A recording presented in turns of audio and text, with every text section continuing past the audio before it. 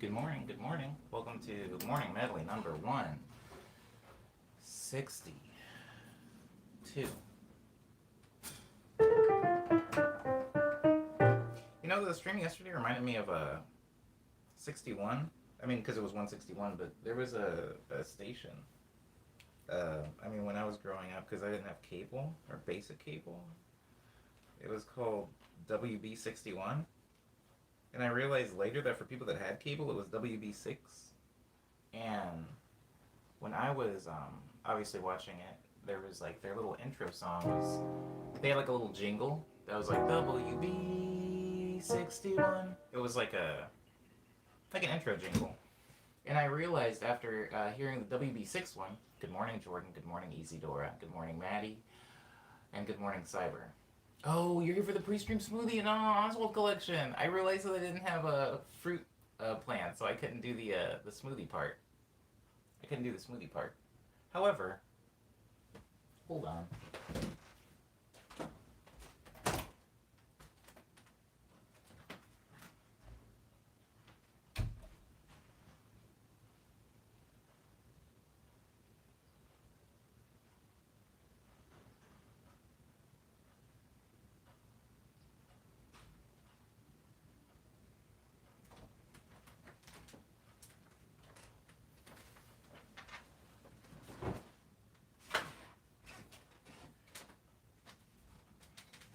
If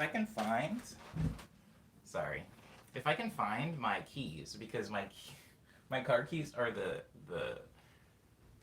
case is locked, the Oswald case. If I can find my car keys, I will do it in the middle of the stream.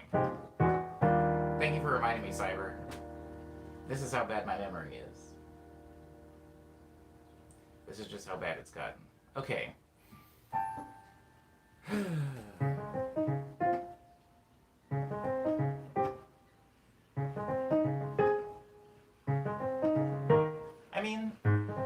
When I buy fruit, Maddie, I buy some for eating, and I buy some for smoothies. There are some fruits, though, that I put into smoothies that I would never eat regular. Like kiwi. I would never just eat a kiwi. Good morning, Widget. Welcome to the stream. I just want to remind everybody that it is Tuesday. Tuesday is trash day, so there is going to be some noise from the, trash procurers outside. So I apologize in advance for that. Also, I'm going to close this. Guys, my health is suffering. As you can see, instead of having a smoothie, I went and instinctively brought back to my room a can of Calpico. I promise, this will only be the time I do this in the stream.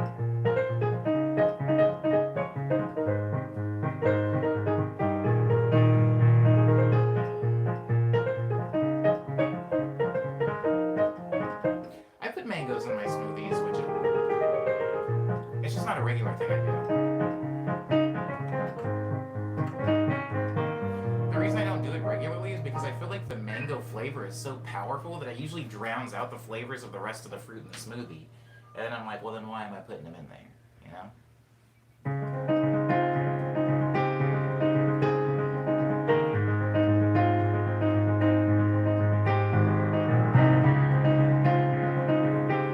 Was it the one with the bugs, Isidore?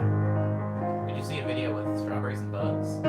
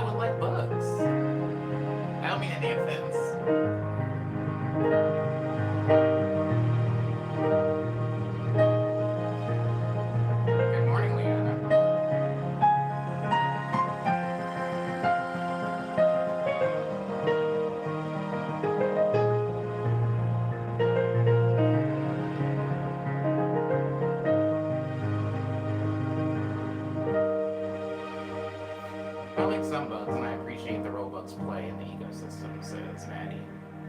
Very diplomatic response. Yeah, see, that's the vibe you give off, Maddie. You give off the ladybug girl vibe.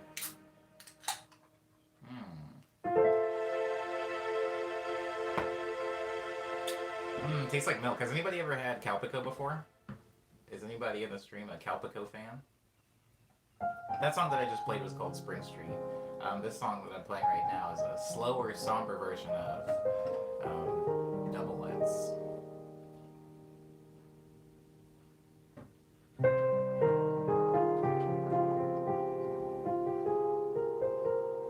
Ooh. See, I tried to say Calpis in the stream, Cyber, because some immature people will make Calpis jokes, so I have to say Calpico.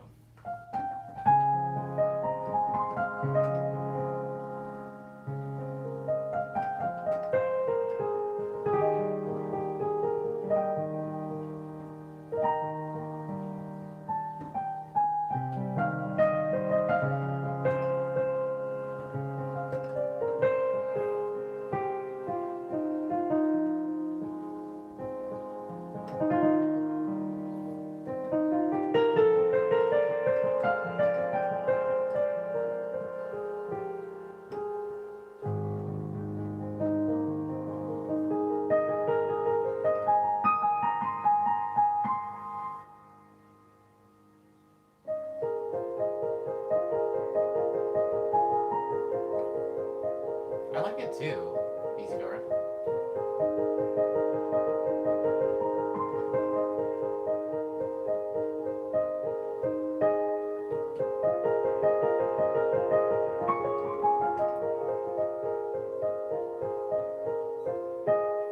What'd your cat do, Ava?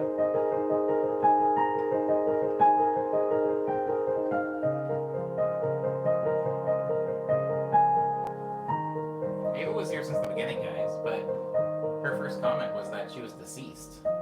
So.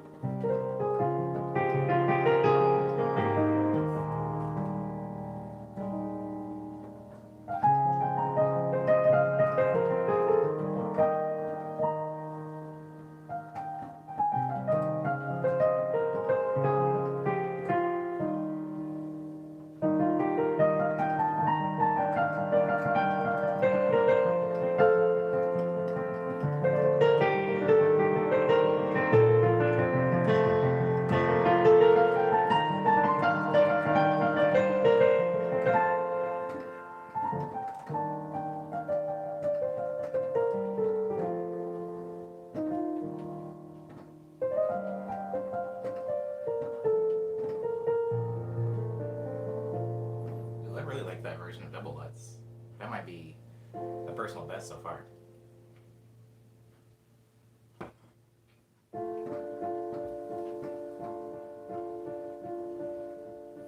Keeping a cat overnight at the vet is very expensive. So I took some more freelance, says Ava, to help pay, and therefore I am deceased from working all weekend last night. Well, you certainly love your cat. It shows. I'm glad.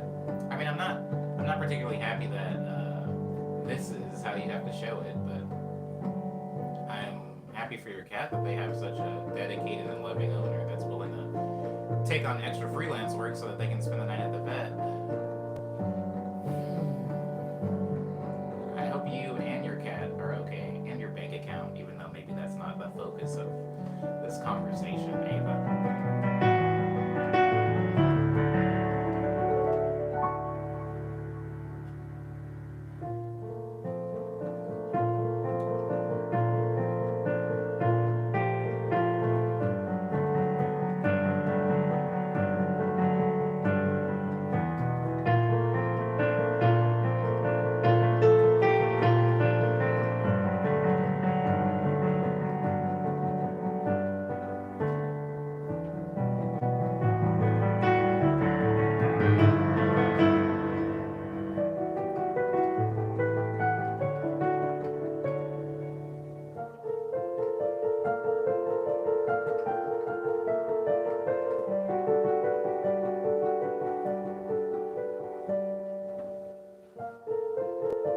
Just want to remind everybody that's in this stream to like the video if you have a second.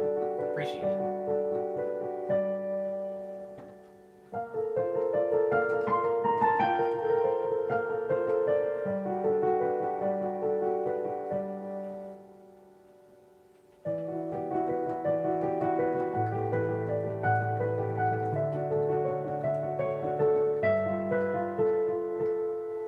Ooh, I really like that chord progression. This is new. This is an improv, but I like this chord to that chord.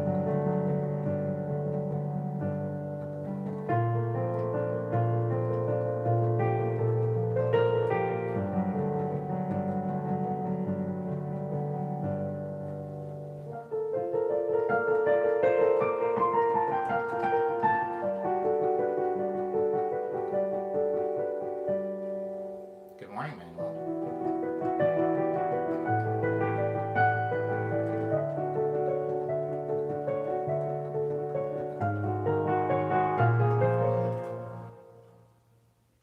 Oh my god. Okay, I like this. Hold on.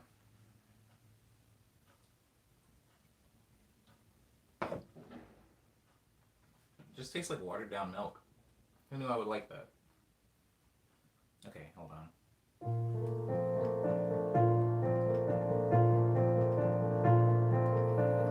I'm happy to hear that your dog's okay, Liana. Had us all worried in this room for a moment there.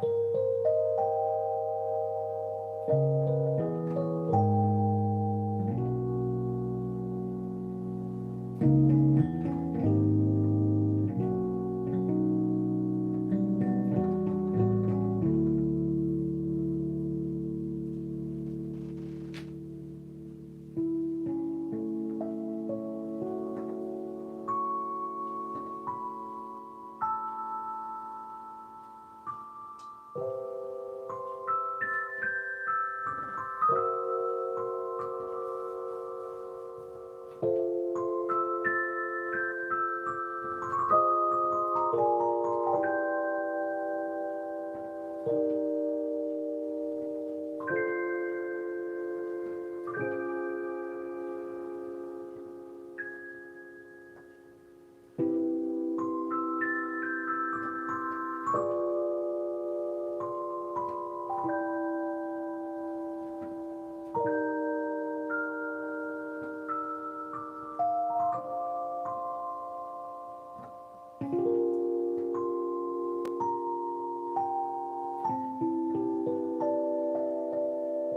honestly remember what song you were talking about, Jordan. Sorry, I got kind of lost in the medley for a little while.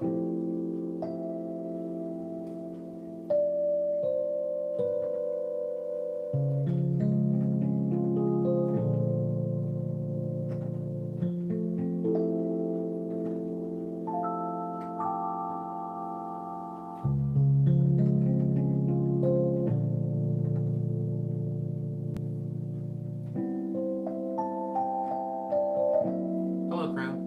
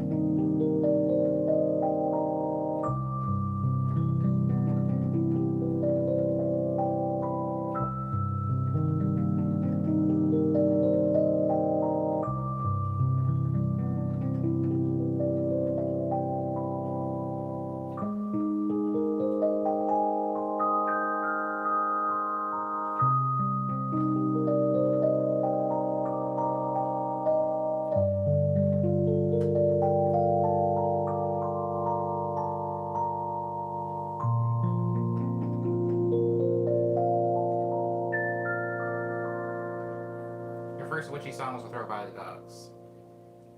Yes and no. The first time that I posted the witchy song on Twitter was a score to the Boston Dynamics Robotic Dogs, but the song existed before then. Just not under the name Witchy.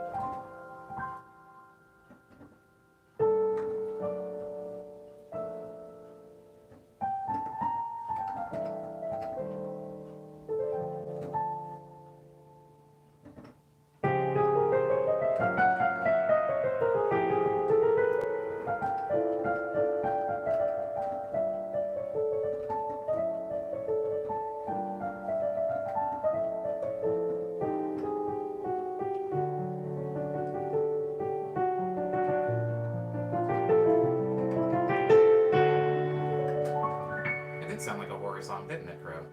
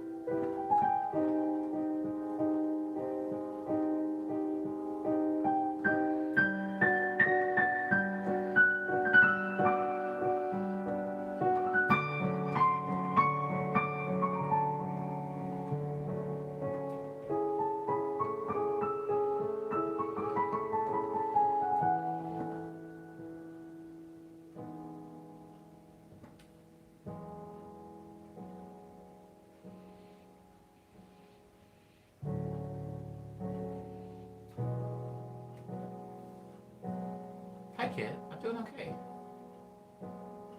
How have you been?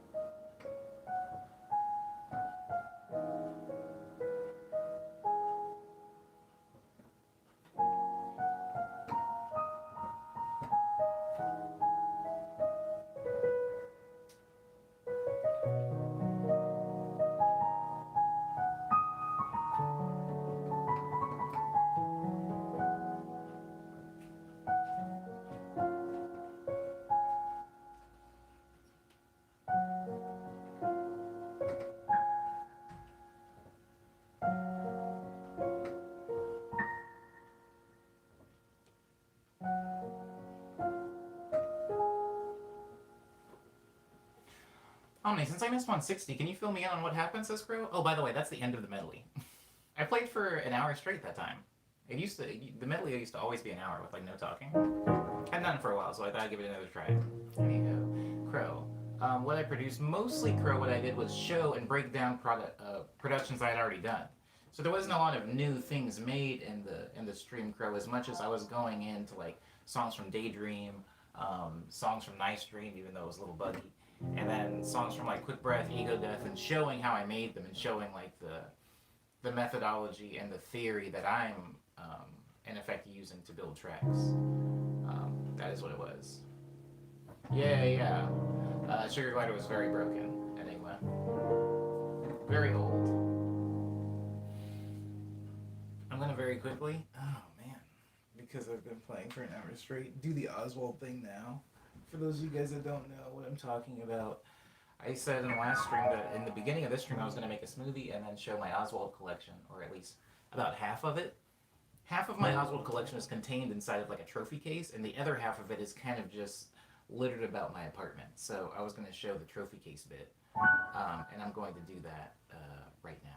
And then I'm going to come back and we can do more medley, more questions, get at that.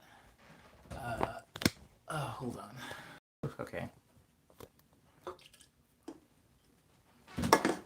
Okay.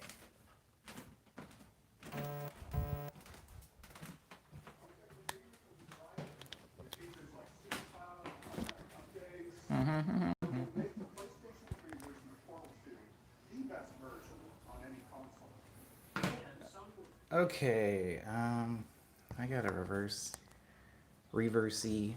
Oh, my keys. Okay, so I would need my keys normally to get in here. But this is the top of it. This is an old Oswald plush, I guess. Um, the rest of it, let me go over the rest of it. So the top shelf is like mostly like Christmas ornaments. Um, this one's an old, hold on. Let me see if I can, we'll see if, oh, there are my keys. Oops.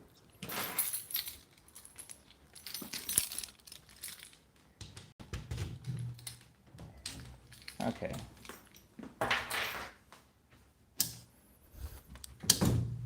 Okay. All right. This is an old pin that a friend got me. But I already had one in my enamel pin case. So these are like all the enamel pins that they have for Oswald the Lucky Rabbit.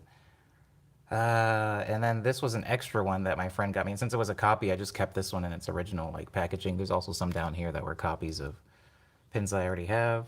These are the Christmas ornaments. They do like every now and then, every like couple of years. This was the first one, I believe. This one back here with the banjo is the second one. This is the third one, the one with like the railroad spike.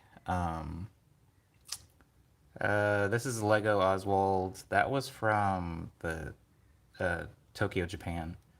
We don't have that one in this Disneyland. This is like a little hand-knitted Oswald thing. This is another Christmas ornament. That's like a trolley car with Oswald in like the original cast, like the original Disney cast. This is like a jewel case. Like this screws off, and like you can keep like jewelry in there. This is another kind of this was made by a specific artist. Like Disney commissioned a specific artist to make this one, and so those ones were limited. There's another banjo Oswald that like matches this one back there. This is an Oswald art book, and like all of like the early sketches of Oswald. And you can't see because it's fallen down, but behind this one, there's like a hand towel Oswald. I have to pin that up again. That's unfortunate. This is another enamel pin, but keychain. This is an Oswald mug. This is an Oswald mug. This is an Oswald tumbler with another keychain on it. This is an Oswald hat. This is an old Oswald cell. This is a, hold on. Oh, that's just like a head pin. I don't know what you call those things. It's just a thing that you wear on your head. This is another Oswald mug. This is another Oswald mug. Another Oswald mug. This is an Oswald hand towel that all this stuff is resting on. Back there is an Oswald DVD of like all of the old, like the initial Oswald cartoons. From when he was first made. This is an Oswald wallet. These are just pins, like regular pins, not enamel ones. These are some Oswald gloves. These are the ears that they used to sell at Disneyland when they first opened the Disney park. This is a Kleenex box. Like it's a case that you would put around a box of Kleenex, which is a thing I don't quite understand, but that is a thing. This is like a necklace, like lanyard that's also a pouch. Like there's a zip in the back where you can like store things in it, so it's kind of like a case. These are all the plushes. So this is a denim plush that was for the opening of Tokyo and I mean not Tokyo, Japan. This was for the opening of Disneyland. That was in China. This is the big knit plush, the one from California Adventure. This is the smaller knit plush that they launched after that one. I have a lot of these. This is the newer version of this one. So they've discontinued this one, and you can only get this one at Disneyland now. This is an old lanyard that's just kind of folded up. This was an Oswald Lucky the Rabbit chocolate case. I ate most of the chocolates in here, but I thought I'd keep the case because it was tin and like decorative. This is another Oswald plush. They're all just like plushes from different places. And some of them look similar, but you can tell like this one is from the Tokyo Disney, and you can tell because his tongue is gray, like he's completely monochromatic as far as his skin. And then the ones that are from the American Disneyland have the red tongue. And so, yeah, that's most of it, or at least the stuff that would fit like neatly in a case. There's more, but again, it's like sprinkled around my room. Okay.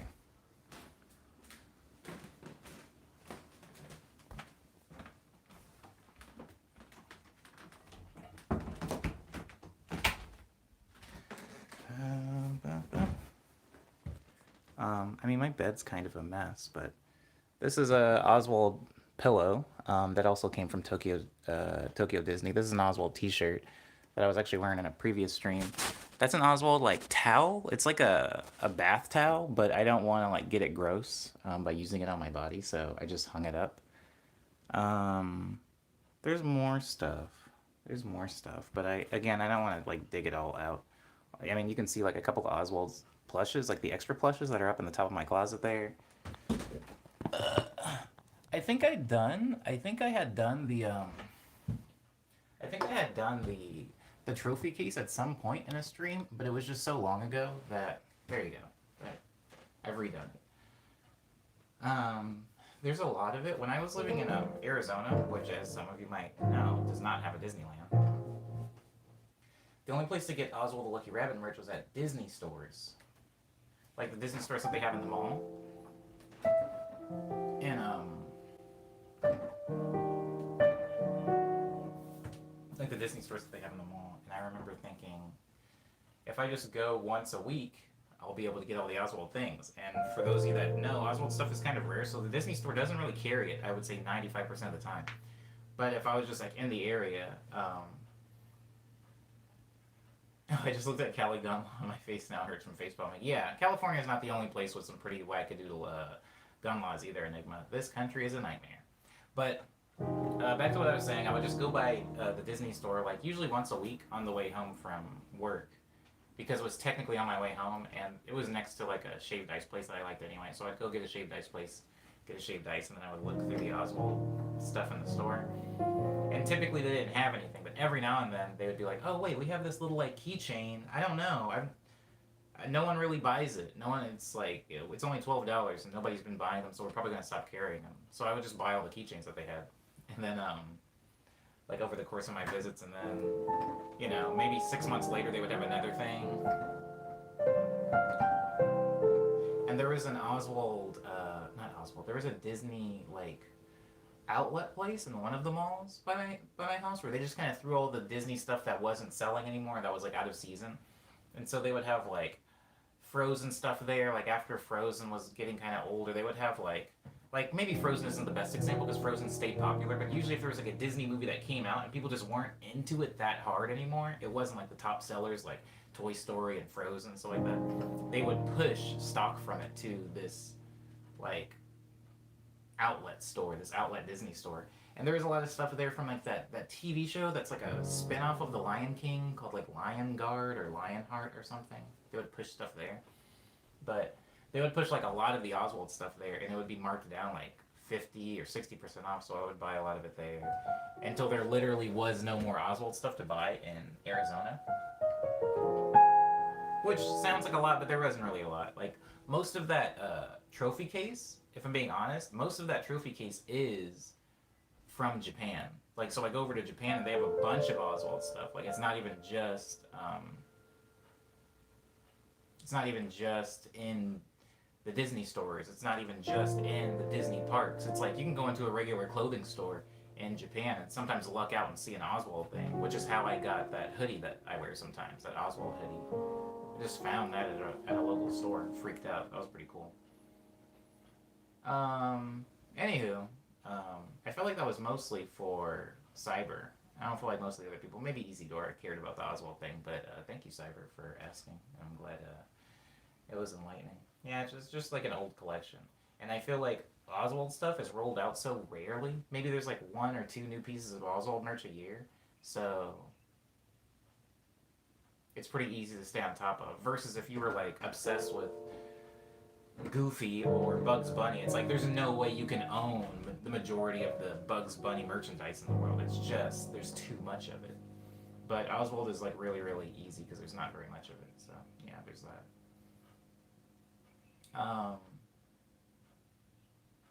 Yeah, alright. Well, let's finish out this medley.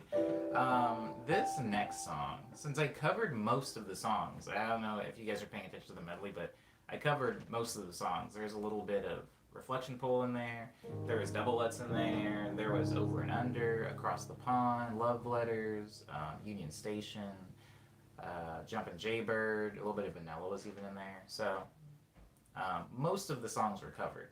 but I do want to play like a couple more before I get into Hush Hour, and of course into the latter parts of the stream. Why are these Oswald Funkos so expensive, Cyber? Screw the Funko.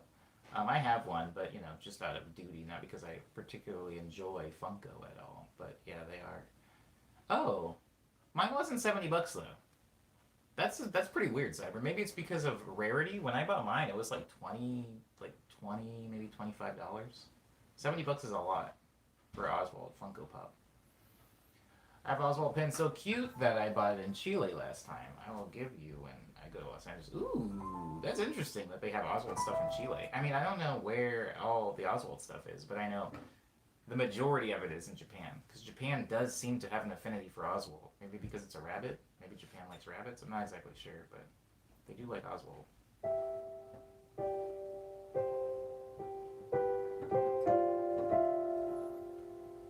I have a lot, by the way, I have a lot of dupes of things.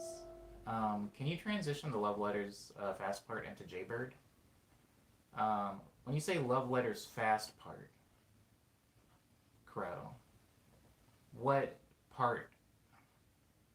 I'm gonna play love letters slowly, and you tell me what fast part you're talking about. Because, you know, because I don't know what you're talking about. Just stop me when you feel I've gotten to it. My grandpa was a hoarder, so I think I'm too scared to collect things. That's fair, Ava.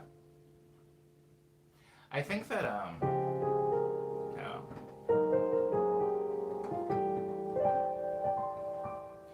I think that hoarding is a concern.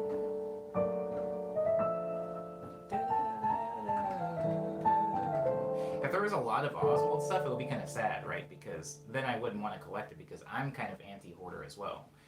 Some of you guys will know from like my Instagram story that I usually the build up where a waltz and you're hitting the high keys. The build up where the waltz is and you're hitting the high keys. The waltz is so this part. So this. Are you talking about that one?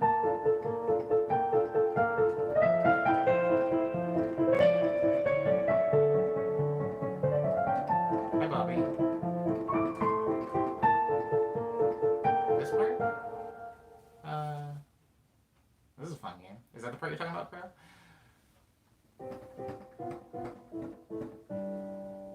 Almost. It's the fast keys.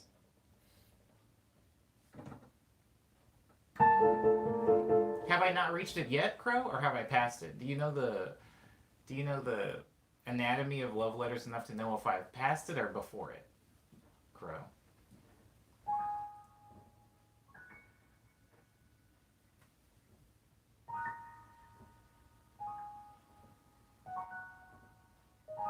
No, I'm near it. Okay, I haven't passed it yet.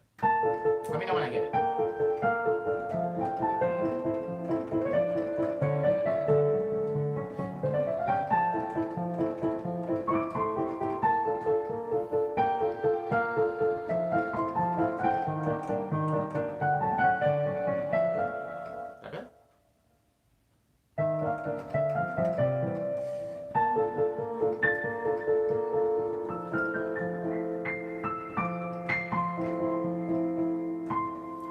Play it like the recording.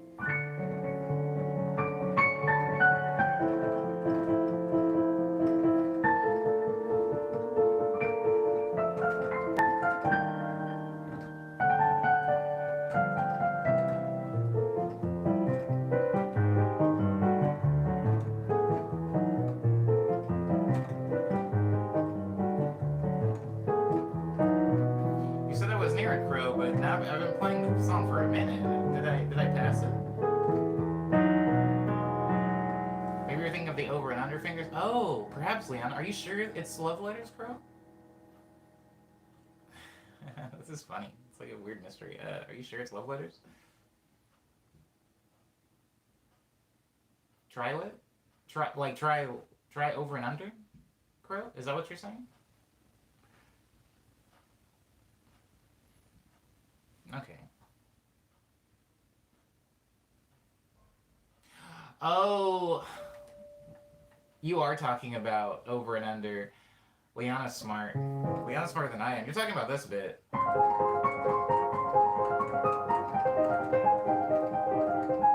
That's the part you're talking about, right? Just for future reference, that song is called Over and Under.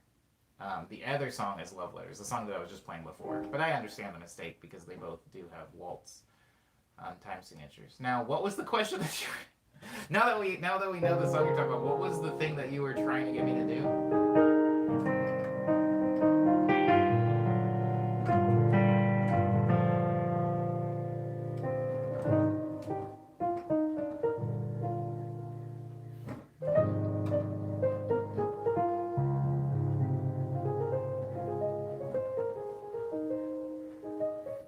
I only know it because I call it that, but fast fingers also. That's funny. Oh. Over and under fast part, transition into Jaybird. Jumpin' Jaybird.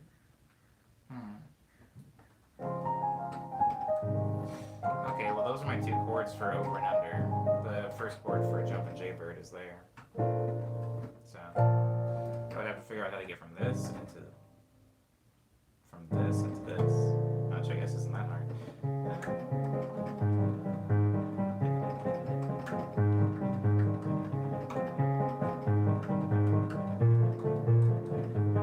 Ew, but then I'd have to play chords in the left hand.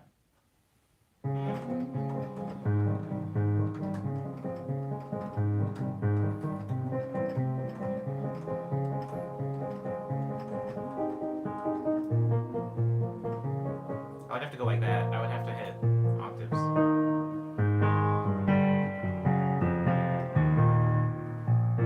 Okay.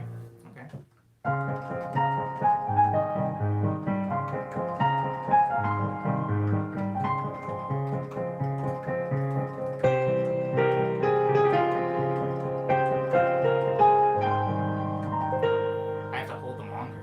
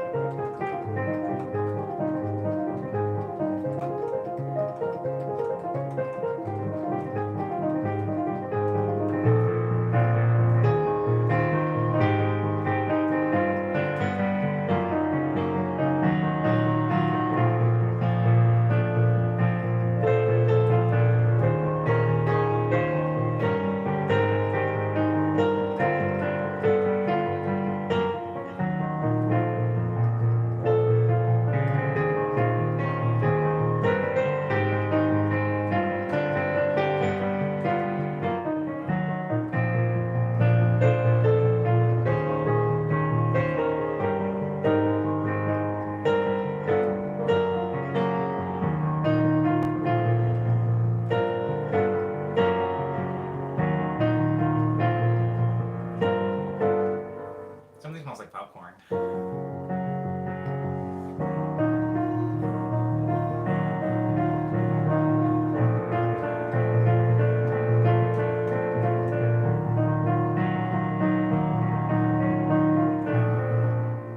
smells like burnt popcorn now.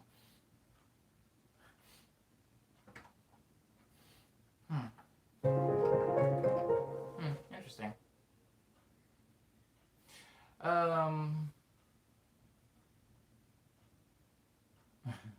Jumping crowbird. Did you burn it, Enigma? I smell it all the way from over here. That's weird. It's really early for popcorn. It's a little early for popcorn, guys. I don't know who in the neighborhood's popping that corn, but I don't know when the appropriate time to even eat popcorn is now that I'm thinking about it. Popcorn is something that I only, associate with movie theaters and watching films. I don't think of people eating popcorn and not watching something. Number one worst thing about college is how often you have to get out of the dorms because someone has burnt popcorn and the fire department comes in. These people cannot cook. 3 a.m. outdoor adventure again. Thanks, freshman. I'm sorry, Ava. I've never experienced this low. See, when I went to college, I went to college before because the college that I went to eventually had a whole freshman mandatory dorm thing where if you were starting college there, it was mandatory that you lived on campus.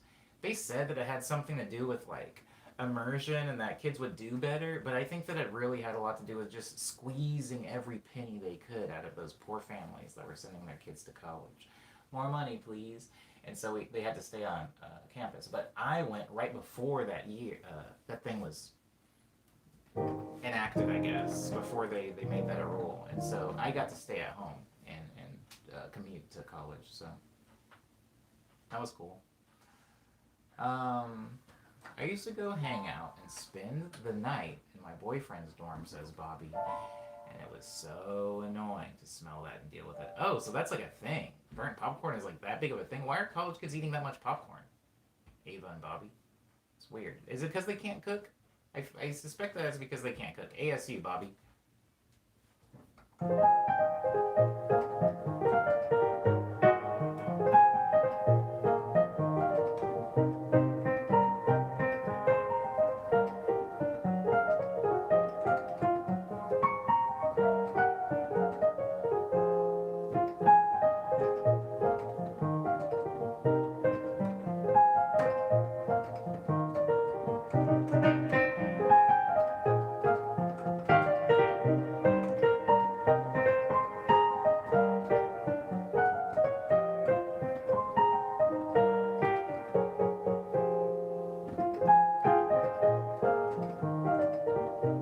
I'm sorry to hear that, Ava. That sounds like a awful thing. Microwaving frozen pizza. I feel for this boy.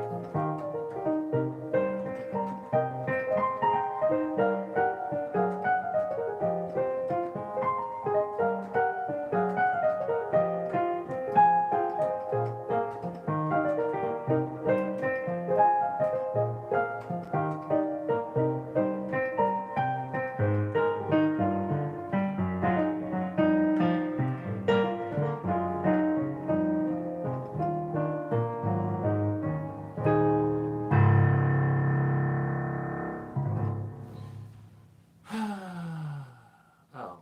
I hope the pizza dude doesn't do that anymore. I hope they don't do that anymore. Okay, everybody. How has this only been an hour and a half? I feel like I've been streaming for 5 hours, and I think it was because of the hour-long medley. The hour-long medley really did stretch out the stream. Goodbye, Lindsay, though. Thank you for being in the stream. I appreciate you, and I hope you enjoy the rest of your Tuesday. Ava says we also had Naked Man, a dude who got infamous for forgetting his towel and jogging back to his dorm in the nude. College is a trip, folks. College is a nightmare. I'm so not a guy that likes college. I'm so anti-college, and I understand that a lot of my feelings on college are very, very personal and one-sided and informed only from my life and my path or whatever. I know college is, like, for example, necessary for a lot of people. You know, if we didn't have college, how would doctors be doctors? You know, you can't exactly go on YouTube and teach yourself how to be a doctor. And if you could, I doubt people would trust you with any type of life-threatening procedure. So I understand college is important, but for me and in my life, college has always represented a kind of expensive futility.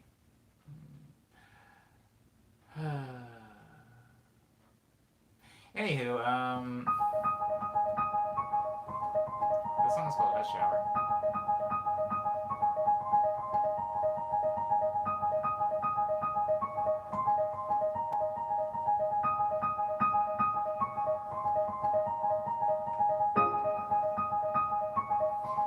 Same here, Bobby. I didn't make it.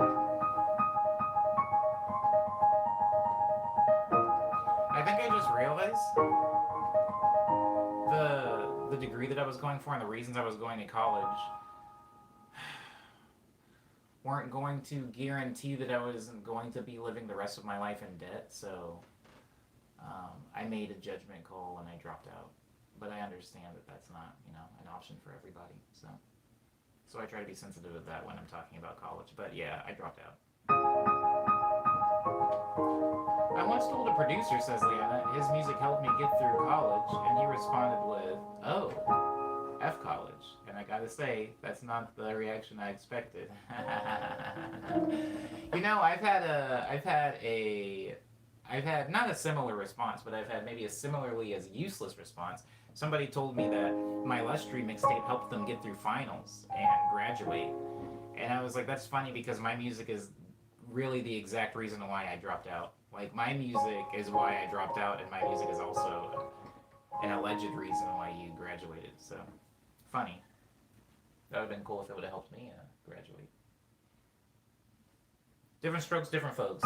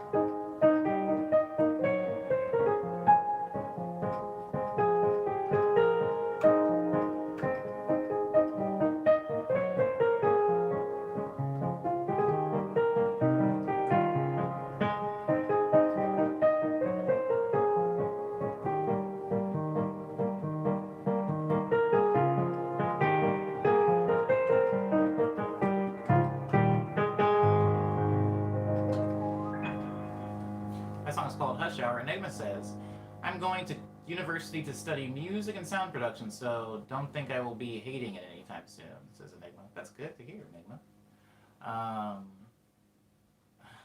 Maddie says, the people in my class who were gearing up for grad school immediately after 4 years of undergrad made no sense to me. First of all, why? Second, are you rich? Yeah. Yeah. School just wasn't affordable for me. That's the thing.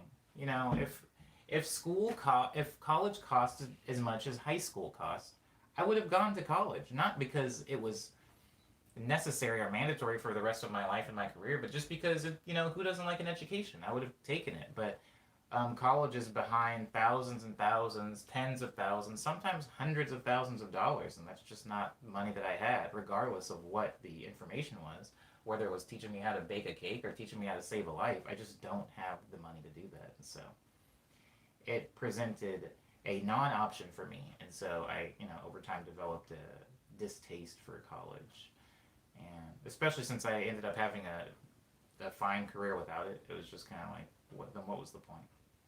Anywho, Ava said I had to pull 3 all-nighters in a row to get my finals work done. That is nightmarish. I finished my undergrad and took a break for 7 years and came back to finish my grad this past semester. Well, that's kind of cool, Cyber. When people take a break, they so rarely come back, so I'm glad that you were able to take a break that long and still come back and get the job done. Bobby says, I find college to be an annoyance because they don't really teach you how to do your job in some fields. They just kind of give you a legal backing and qualifications to get a job. Bobby, I agree with this in a lot of cases. But then it falls upon me to apply for unpaid internships, says Bobby, and volunteer opportunities that get experience. Right, it doesn't really make a lot of sense, Bobby, especially since they've already taken so much money from you. Hey everyone, have a Trapped Tuesday, whether you're trapped in college or trapped in a dead-end job or trapped in quarantine or whatever. I'm feeling particularly trapped right now. Yeah, so I feel like I can honor this, Maddie. You're welcome for the stream, Easy-Dora. Oh, college helped me to force myself to learn stuff and get it done. I know me, and I'm bad at finishing art, etc. without a deadline. I can be this way. We've talked about this in the stream, how enacting a deadline can sometimes give yourself a goal point, right? Sometimes I'll say a release date before I've even finished the song because I know that since I've told you all that a song is coming out on March 15th, even though it's, March 7th and I haven't started the song, it gives me a goal to work towards. Whereas if I just say I'm working on an album with no defined or definitive release date, I can work on it forever because as we know, art is never really finished. You just stop working on it.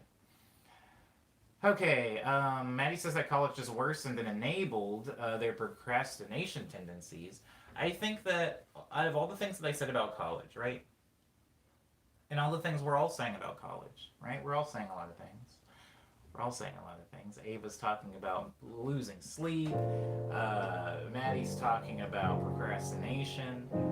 Something that is interesting, and I'll leave this college conversation here, is I dropped out of college, right? And what did I do when I dropped out of college? I produced music. Did I learn things outside of college? Oh, yeah, you betcha. I mean, I learned subtractive synthesis. Could I have taken a college course on subtractive synthesis? Absolutely. Could I have taken a college course on mixing? Sure, sure, sure.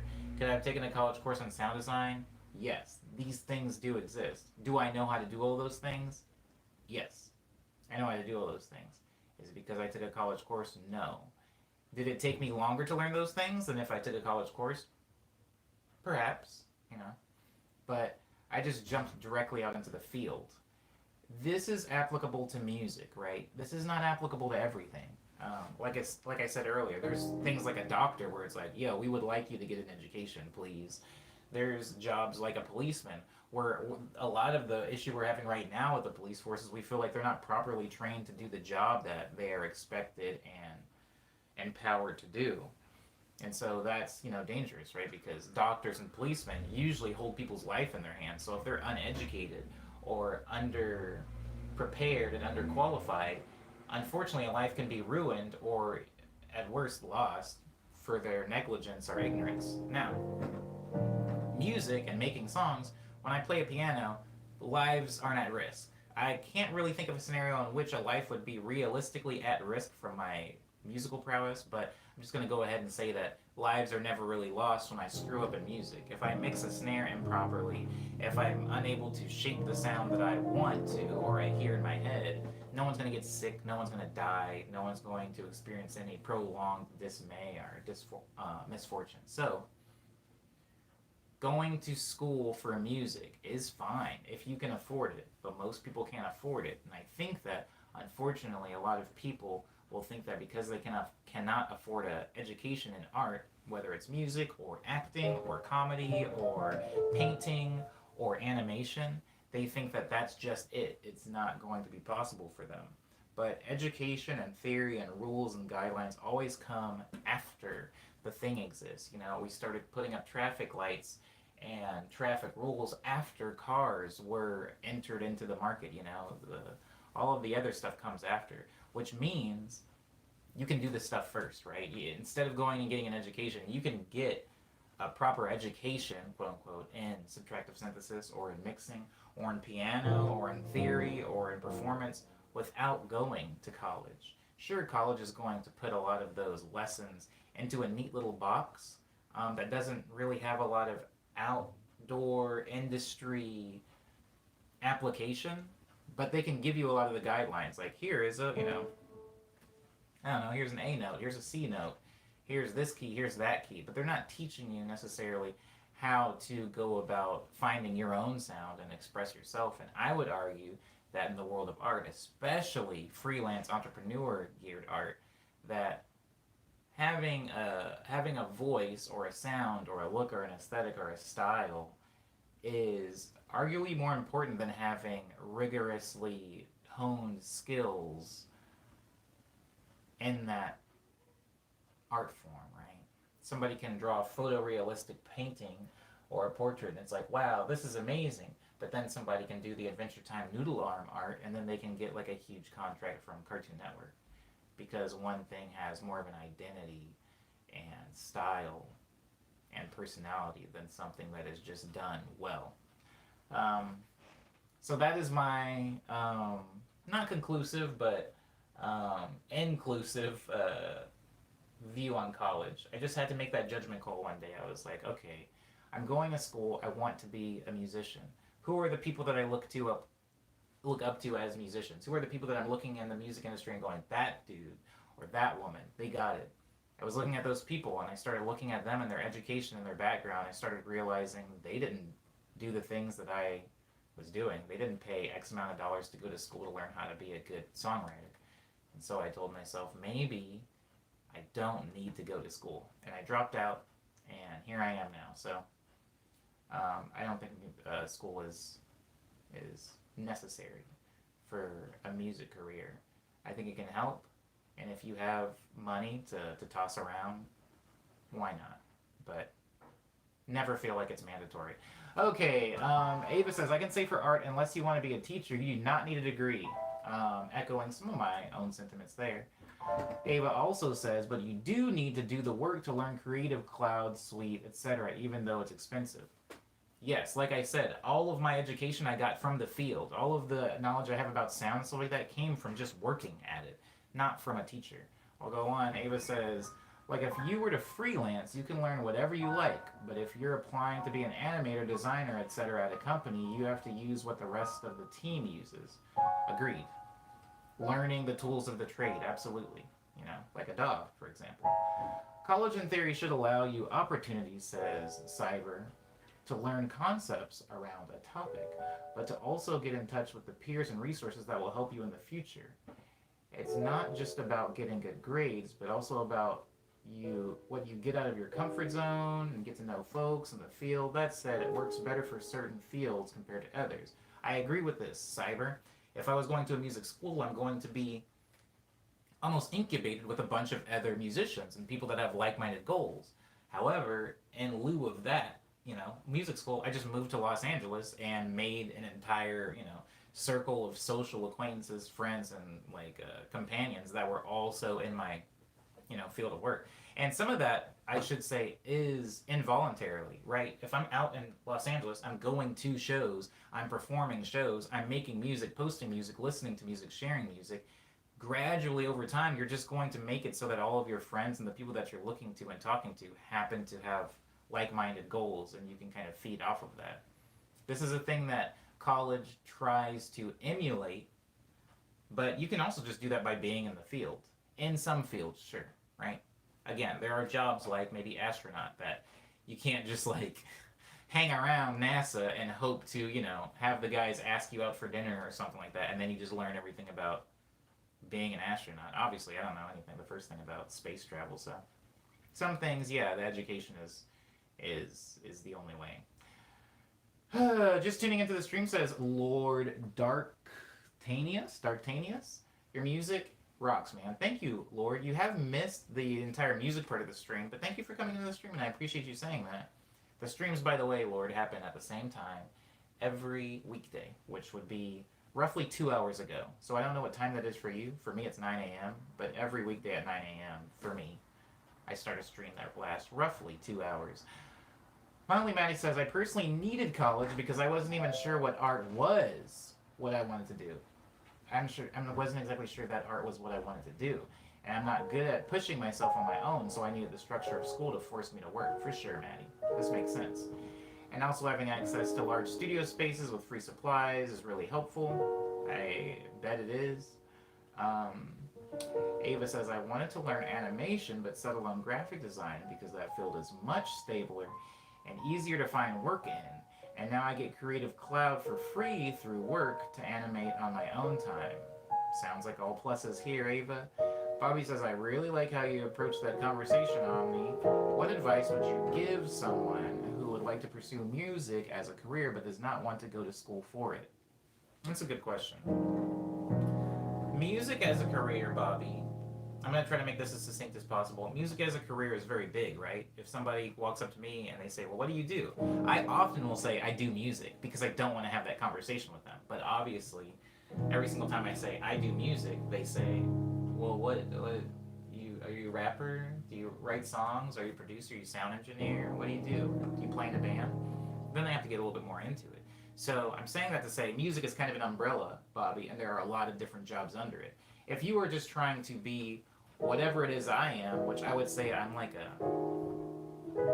an artist, an independent artist, and also a freelance composer, which is to say I make my music, I share my music, I tour off of my music, I have fans and supporters for my music, and then on the side I also will write music for other people, and that also is a revenue stream. So, Bobby, I would say that if you do not want to go to school for music, to do roughly similarly what I do, just being an independent artist that is using that to fuel their livelihood and pay their bills, I would say the main thing that school is going to give you is connections. Think about music school as like a frat. I could come up with a better example, but I'm not going to. A lot of the people that go to music school and graduate from music school typically are also going to have music industry jobs. And so if you graduate and they kind of know you, you already have like a network, right? Without having to do any of the heavy lifting. It's like, oh, there's so and so from that class. We were in the same, we both went to conservatory. We both went to Berklee School of Music. So there's kind of a fraternity there, which is why I'm likening it to a frat. Now, do you have to go to school for that? No. My example and substitute for that, Bobby, was I moved out to Los Angeles. We all know that Los Angeles is kind of like an entertainment hub. It's not just music, it's not just acting, it's not just fashion. It's kind of like a hub for all things entertainment and art. So I moved to Los Angeles and I go to shows. I put in like the footwork to meet people. I put in the groundwork to build relationships with people. Not all of those people were piano players, Bobby. Some of them were managers. Some of them were sound guys at venues. Some of them were other artists. I would remix songs by other artists that I feel like were smaller, Bobby. Like if I remix a Calvin Harris song, Calvin's probably not going to message me and go, hey, thanks bro, I love this. But if I remix a track by somebody who's a little bit smaller, kind of like on my level, and give them a lot of attention, it helps build a relationship, and it helps them remember my name. Like, oh yeah, Omniboy remixed my stuff. Never met him, don't know what kind of person he is, but his music's okay. This is the type of music he makes. And so I did that. And I did it for a very long time. I did it on the internet, I was doing it on Twitter, I was doing it on SoundCloud, and I was also doing it in person for years and years. And it wasn't like there was a sudden pop where it was like, oh, now I have a career. It was a very gradual thing where I first started getting booked for shows, and I was like, oh, okay, this is nice. And then people were offering to make music with me, or people were inviting me out to things instead of me nosing my way into things. It was a very gradual thing. Think of it like a playground and you're trying to make friends. You're never going to have a whole group of friends on day one of being the new kid in school. But by opening yourself up to opportunities to make those friends, you increase the likelihood that you will slowly build a base of people, whether those people are supporters or helpers or mentors or followers. And so I would say, Bobby, if you would like to pursue music as a career, but you do not want to go to school for it, you have to go where the music is, whether that means online or that means in person. If the music is in New York, it's kind of sucks and it sounds easier. It's easier said than done, but move to New York.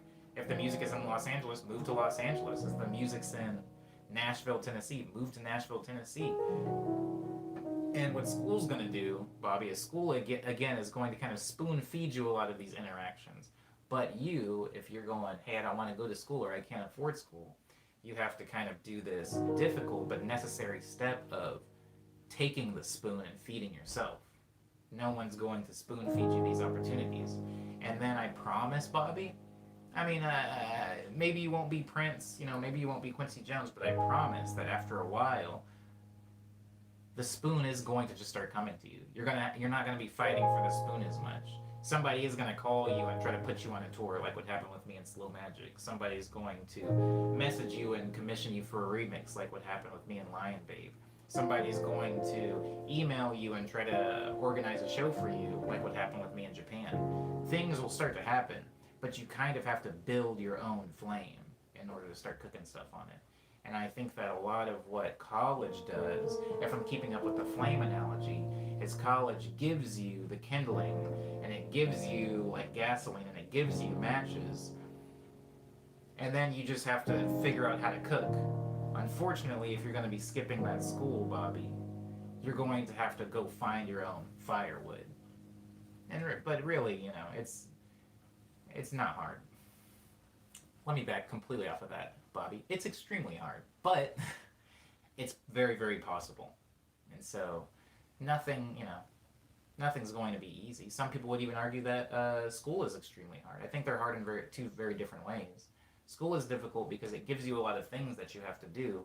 Some of them are unnecessary, some of them are necessary, but it gives you a lot of things to do and says, do these things, there is a very clear right and wrong.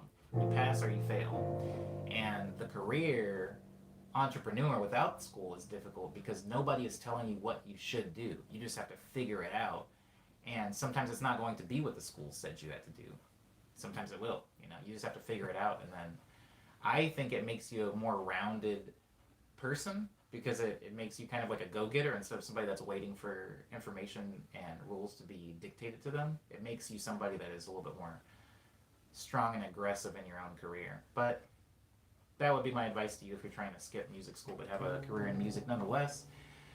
COVID got in the way since you were going to move to New York. I've slowly started looking for resources that are accessible to me, says Bobby, but the biggest thing has been finding the community. The community, once you find the community, I would say that everything else does fall into place a little bit easier.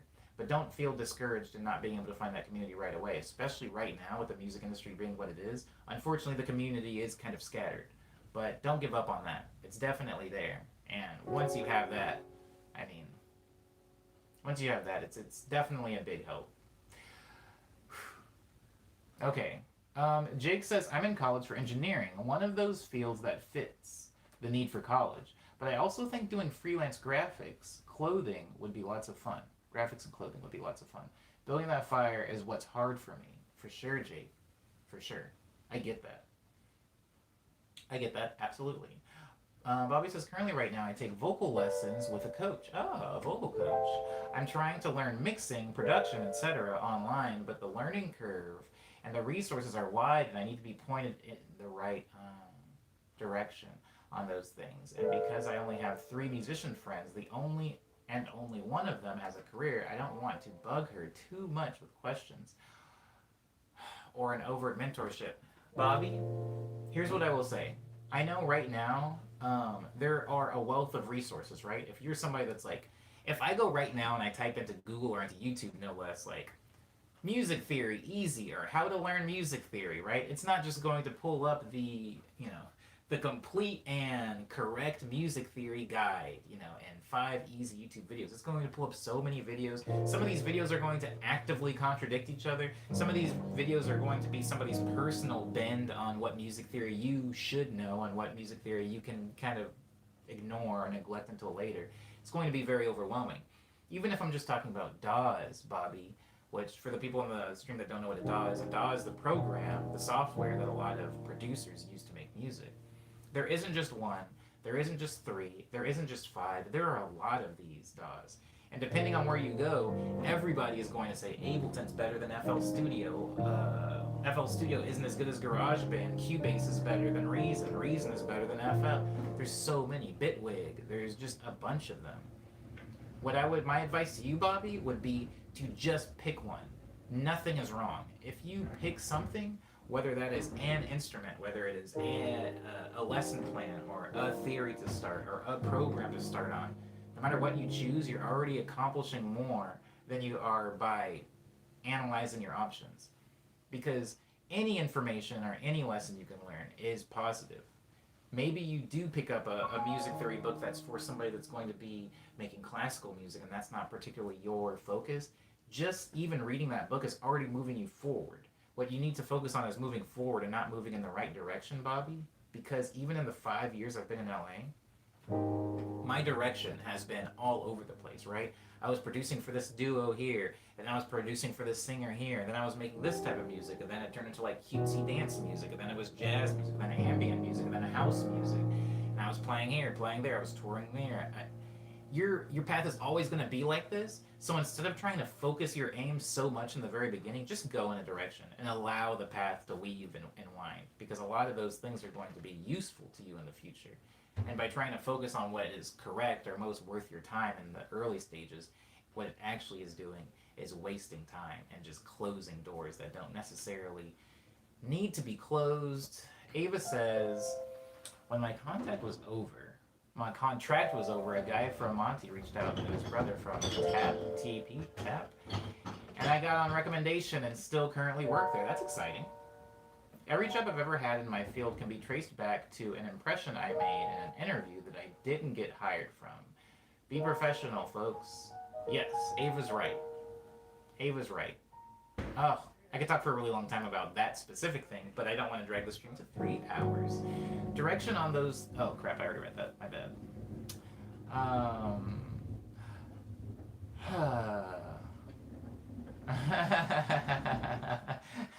I'm sorry, Bobby.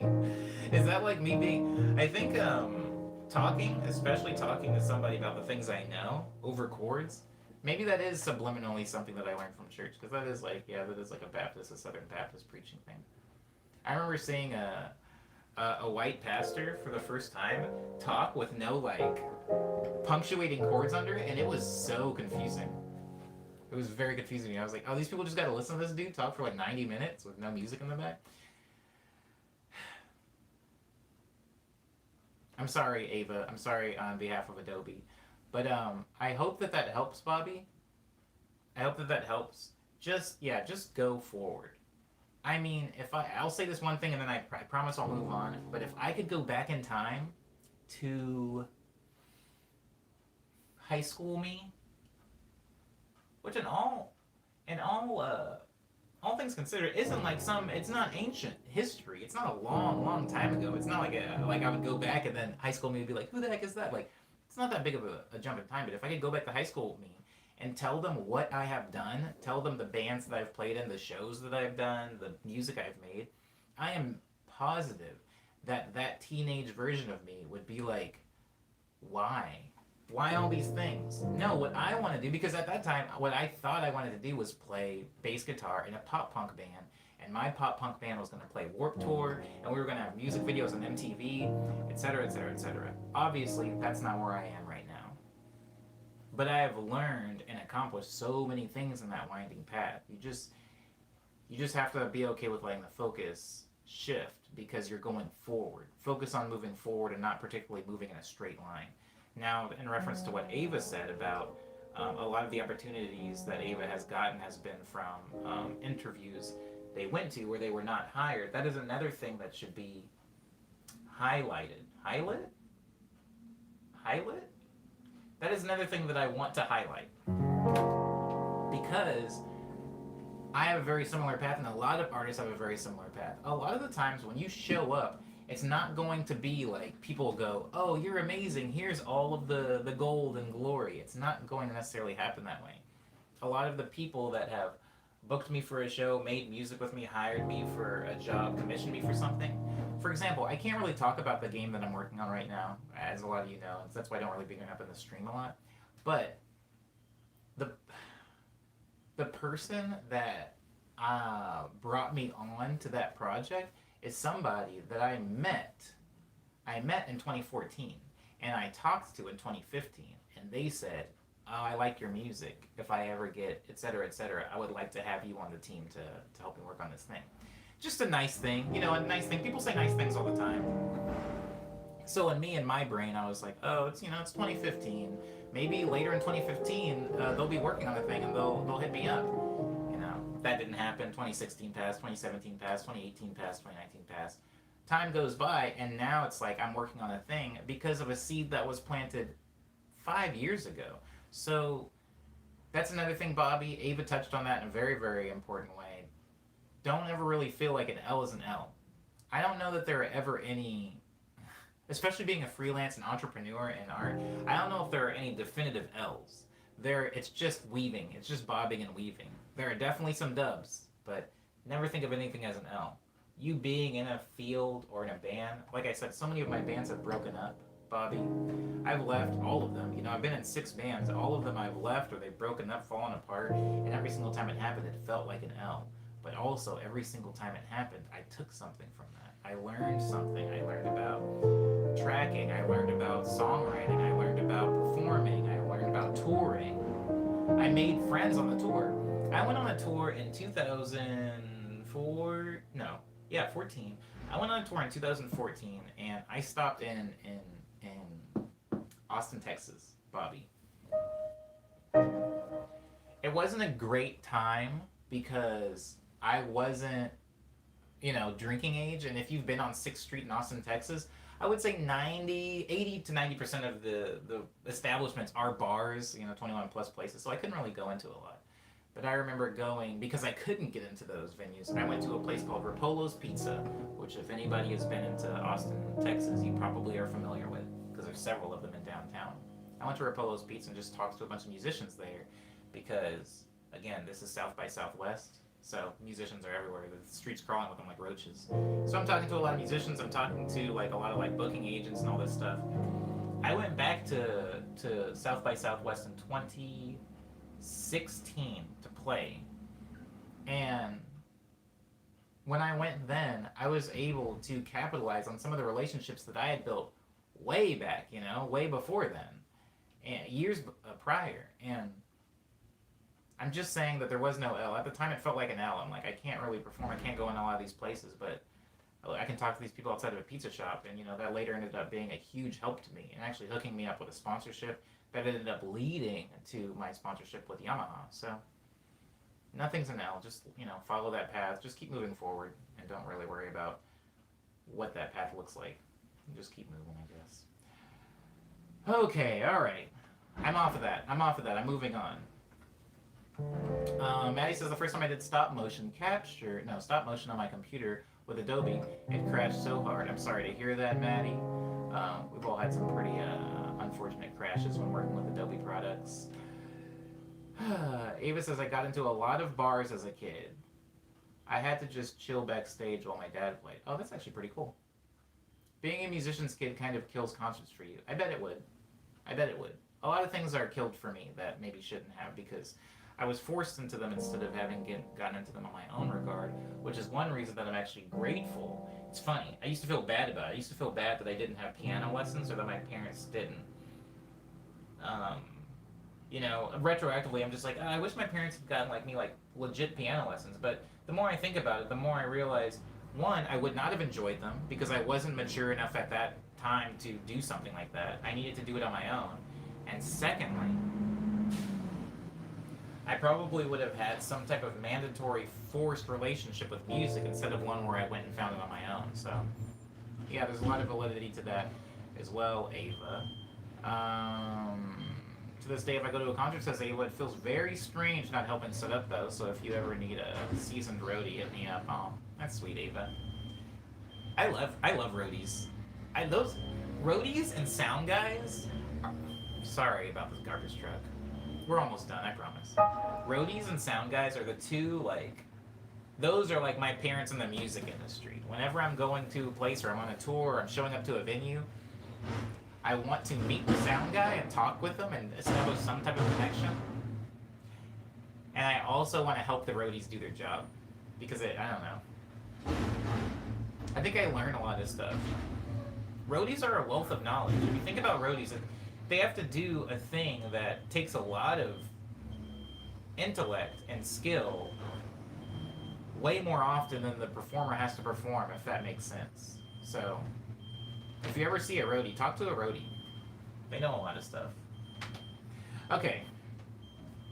I'm gonna redo Hush Hour. Goodbye, Liana. Thank you for being in the stream. I am glad I got to play Double West for you, even though it was kind of an altered version of it. I hope you enjoy the rest of your Tuesday. I know I already played Hush Hour, guys, but I ended up streaming for so long after it that it feels far away from the end of the stream, so I'm going to redo it right now.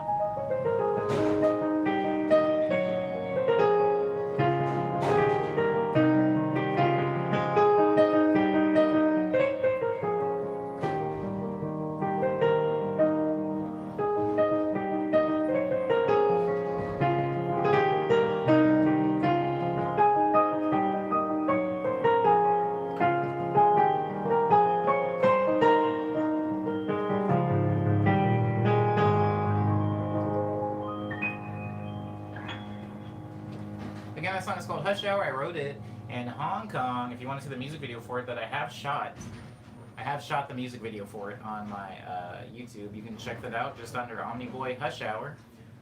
If you want to hear that, that's here. That doesn't exist on the DSPs or the streaming platforms. But if you do want to listen to my music on the streaming platforms, my most recent twin LP, EP, whatever you want to call it, Ego Death and Quick Breath, they're both out. Go listen to Quick Breath. Go listen to Ego Death on SoundCloud, Bandcamp, Spotify, iTunes, Apple Music, Google Play, Amazon MP3, Tidal, Groove, Deezer, Pandora, Napster, and YouTube, which we're on right now. On YouTube, I have these videos that I've made called the Quarantunes, which are just quick 2-ish minute long songs that I made and shot and edited videos surrounding it in my bedroom.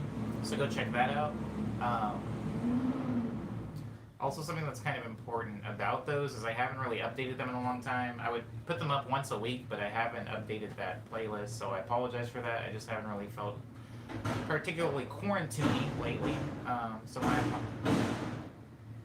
my apologies. And that's everything. There's also a single out. There's also a single out called The View, and that can be found with all the rest of that music. Guys, thank you as always for being respectful to me and polite to each other. It's weird. I always feel like the garbage truck comes at the same time every day, but this stream is proof that it doesn't. Because there's been times where the garbage truck has come in the very beginning of the stream, and now we're well over 2 hours and it just arrived. I don't know. But anyways, yeah, thank you everybody for being respectful to me and polite to each other. I will hopefully see you guys in tomorrow's stream where there will not be a garbage truck. And that stream will be 163, edging our way closer to 170, which will be a live production stream. Again, reminder. I hope everybody enjoys the rest of their Tuesday. Ah, well.